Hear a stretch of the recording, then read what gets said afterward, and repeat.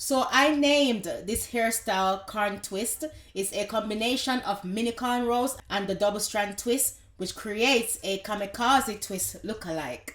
I don't know if I said that right, kamikaze, or is it kamze, or something. Guys, just correct me in the box.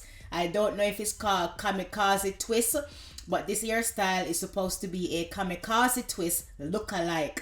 I created this method for 4C ear texture as a kamikaze twist lookalike because I find that with most 4C ear textures, it's impossible to create the kamikaze twist without excessive use of gel, chemicals, and straighteners. Even with the excessive use of gel and straighteners, kamikaze twist won't last very long on 4C ear texture because as soon as the scalp starts to sweat, the kamikaze twist will lift up as the 4C ear texture shrinks and frizz from sweat or steam. With this method, you will achieve faster, healthier hair growth and prevent your hair from damages caused by excessive use of gel, chemicals, and straighteners.